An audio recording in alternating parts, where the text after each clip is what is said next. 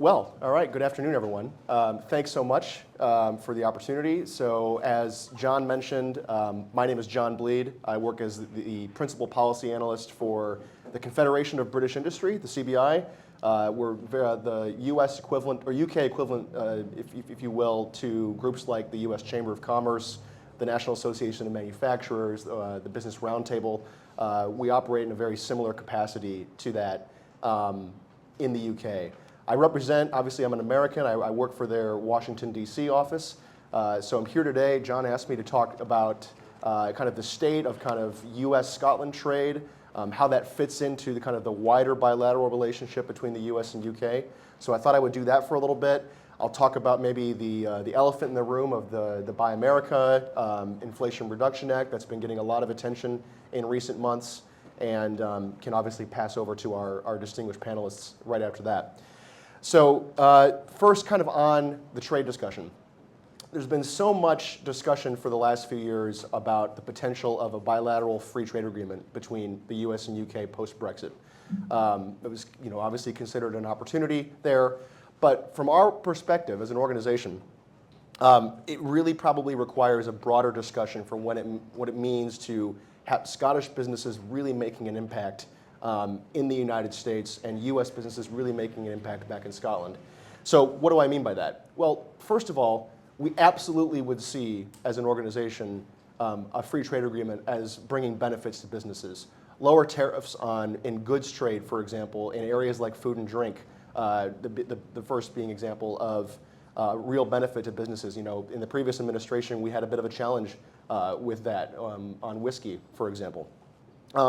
An opportunity, FTAs also bring an opportunity to boost services trade between both countries. Edinburgh, in particular, is really marking itself out as a data services hub and as a hub for talent and entrepreneurs. There will be a lot of opportunity there. And it also, it fits right into kind of where the Scottish government sees as its opportunities for growth. They see exports, the opportunity to sell more products and services into the US as a way for them to grow their own economy. So over the next 10 years, they want to see exports as a percentage of their GDP go from 20 to 25%. And it's something the CBI is extremely supportive of and wants to support as best we can. An FTA would also be an opportunity for both sides to actually look to the future a little bit too. So an opportunity to set standards in industries that really don't have rules yet. So things like artificial intelligence, cloud computing, quantum mechanics.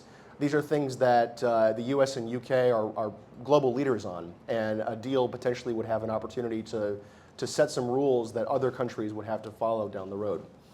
But that said, something that we've taken as a position is that the trade relationship goes well beyond just talking about a trade deal that can be kind of hashed out between administrations. And it means actually going below the federal level and engaging with state and local governments too. So three issues that we like to talk about are professional mobility and movement of talent, so the ability for skilled business professionals to move across borders between the UK and the US and US to UK. We talk a lot about government procurement and the ability for Scottish businesses and UK businesses to bid on government contracts in infrastructure, for example, at the state and local level. And we talk a lot about mutual recognition in professional qualifications. So architecture, engineering, accountancy, that kind of thing, legal services. Those are all issues that, for the most part, are regulated at the state and local level. The US government can do very little in those areas, other than kind of the immigration piece. So what it means is businesses that are based in the UK and UK government representatives, Scottish government representatives, really need to do a better job of building relationships with governors.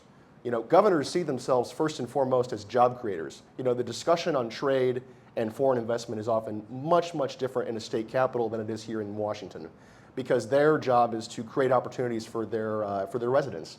And they're often very, very open to a discussion on investment in a way that it can be a little bit more challenging here.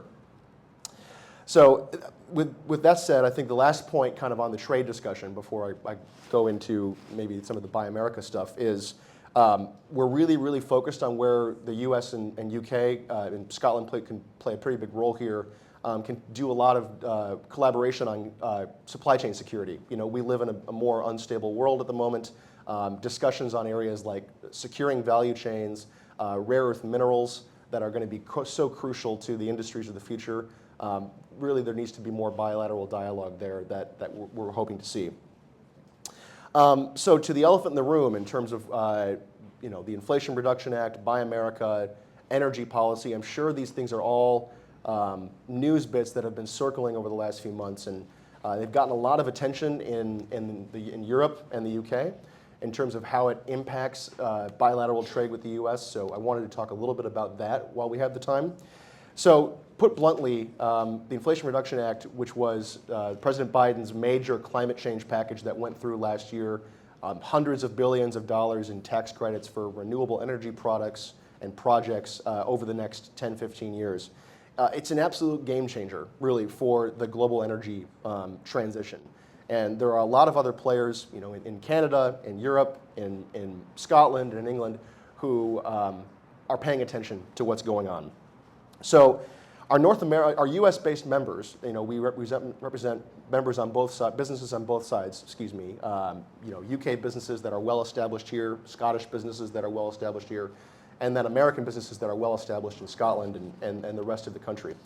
The ones who are based in the U.S. are seeing this really as a once-in-a-generation opportunity to invest and build their trading relationship here here.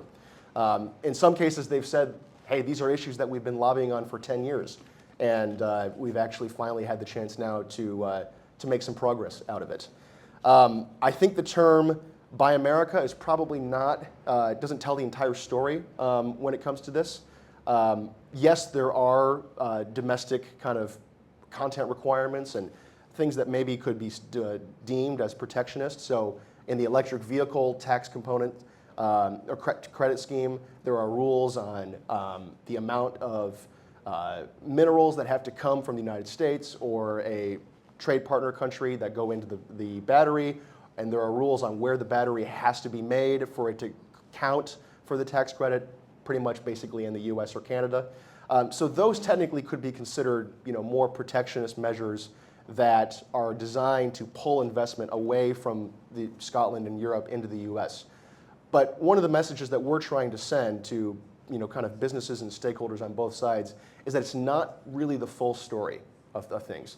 Is that those electric vehicle components are 2% of the entire Inflation Reduction Act's ability, or Inflation Reduction Act's financing power. So what it means is all of the credits and loans and grants that package provides are available to any business whatsoever. So if you're American, or if you're Scottish, or if you're Dutch, or if you're Japanese, you can qualify for some of these projects that, as long as you're building in the United States, you get qualified for.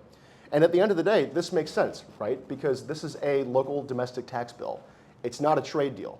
So what that means is, if you're a Scottish business that is really taking the charge in a certain industry, and I'm happy to dive into kind of where I think Scotland plays a role here, is that this is pretty much the biggest opportunity for investment in the US that you've had in the last 20, 30 years. So it's really important that we be having this conversation. That said, we are aware as an organization of some of the negative consequences on the trade environment that this could have. We are aware that the European Union has responded very significantly in trying to put their own package together. And we definitely don't want a situation in which there's a subsidy war between the Canadians, the Americans, the Europeans, and the Brits more broadly, because ultimately that's not going to be good for business, it's not going to be productive, and it's not really a battle that the UK government can win. It's just from a pure size perspective. To use a football term, the UK is actually at the verge of being relegated from the Champions League by the Americans and Europeans. Not only are they spending money, but they're removing red tape too that really dollar for dollar and euro for euro can't be competed with. So where does Scotland go from here? Where does kind of the rest of the British economy go from here? Especially given the fact that green growth, renewable energy is such a flagship aspect of kind of British growth and kind of future prospects at the moment. So a few ways. And the number one thing that kind of surrounds all of them is going to be building on Scotland's existing strengths that foreign investors are already paying attention to. So that's things like offshore wind power capability. That's things like carbon capture and storage technology. That's the skill sets and labor force that are that come from its world-class oil and gas sector. Oil and gas is, remains a massive aspect of the Scottish economy. 71,000 jobs, 9% of GDP. It's really, really significant. But a lot of the people who are working in those industries have the skills that can be used for future economic prospects in offshore wind. So if you're a project manager on an oil rig, you really have a lot of skill sets that can be put right into an offshore wind farm. And that's something that the Scottish government is paying very close attention to and wants to do a lot of investment in. It probably also means making targeted kind of fiscal choices. So from the British government, but also in the Scottish government's devolved capacity, targeted fiscal choices in kind of emerging industries that aren't really fit for market yet, rather than trying to just outspend the competition. Because as we said, that's probably not going to happen. So that means things like green hydrogen, which is a bit of a new technology that you can't really make money in this right now, but you can convert kind of offshore wind power into hydrogen and then sell it as an energy source. That's got something that Scotland has a big leg up on its competition in. So it's not going to kind of pay off right now, but it will 10, 15 years from now. Another industry that the CBI is really pushing that Scotland can kind of really play a role in is carbon capture and storage. Think about all the energy infrastructure that exists right now in Scotland and the North Sea that go, pipelines that are going out to oil rigs and natural gas plants. That infrastructure can be used to store carbon and then be, sold elsewhere and used as an energy source. And these are the things that foreign investors pay attention to. They're looking for existing strengths, existing characteristics in the market. They're looking at skills, they're looking at talent, they're looking at infrastructure, and Scotland has all of these. So it's really an opportunity for them to take a next step in what is going to be an absolutely crucial industry. So I'm happy really maybe to pause there and pass on to kind of my next guest, but happy also to continue the conversation around maybe some of the growth challenges that Scotland is facing and go from there.